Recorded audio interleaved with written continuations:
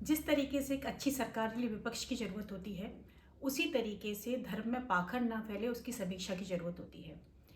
हिंदुओं में एक बड़ा वर्ग है जो राम को भगवान नहीं मानता है। उनके अपने प्रचलित तथ्य हैं। आज अपन उन तथ्यों पर ही बात करेंगे, सारे तथ्य ही मैं आपके सामने रखूंगी।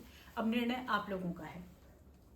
इसमें सबसे बड़ा जो तथ्य है, सीता का परित्याग। बचपन से आप सुनते आ रहे हो कि राम ने सीता का परित्याग कर दिया, उनकी कोई गलती नहीं थी, अग्नि परीक्षा भी दी, फिर भी उनका परित्याग कर दिया।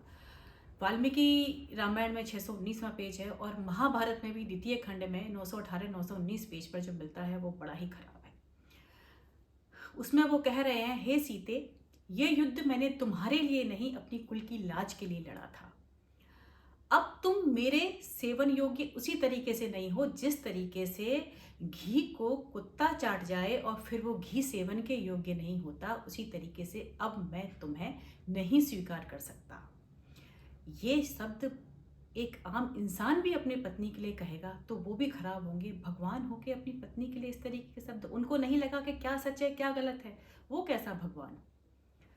दूसरा बड़ा तथ्य आता है, शूद्र क्यों नहीं मानते राम को, भगवान शूद्र कैसे माने।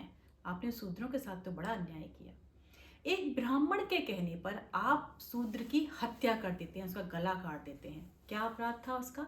क्योंकि वो तपस्या करना चाह रहा था, वो उसने मंत्र पढ़ लिए थे, उसने मंत्रों को सुन लिया था और शूद्रों को ये अधिकार था नहीं ब्राह्मणों के अनुसार। तो ब्राह्मण ने कहा और आपने गला काट दिया। आप कैसे परमपिता? आपके लिए तो क्या जाति क्या पाति, आपके लिए तो सब बराबर होना चाहिए। फिर आपको भगवान कैसे मानेंगे?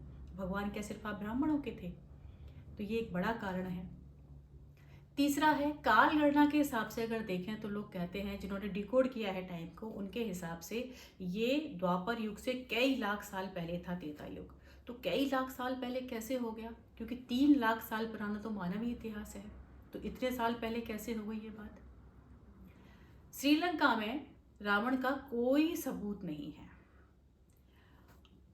अब कहते हैं कि ये वाली श्रीलंका नहीं थी, कोई दूसरी थी। तो दूसरी थी तो आपने फिर यहाँ के राम सेतु को क्यों बता दिया? हालांकि वो भी गलत साबित हो चुका है।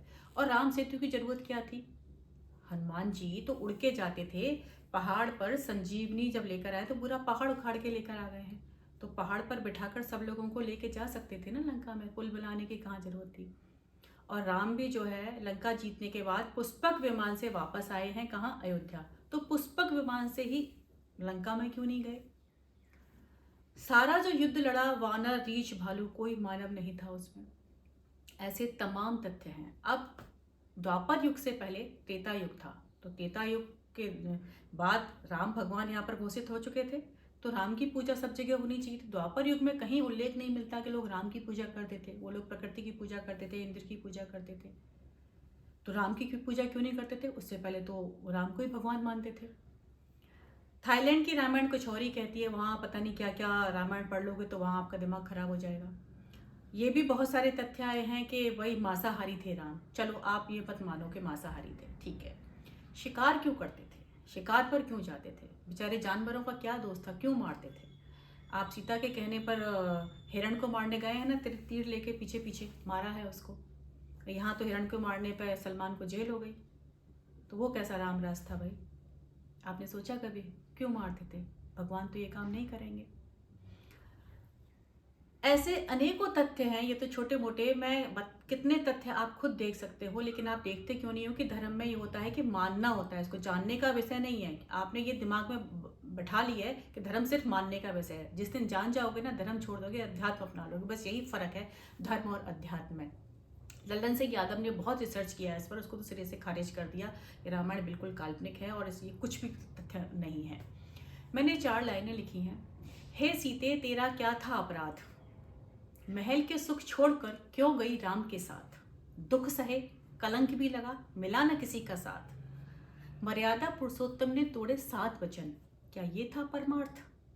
युद्ध तेरे लिए नहीं, कुल की लाज बचाकर किया पूरा स्वार्थ।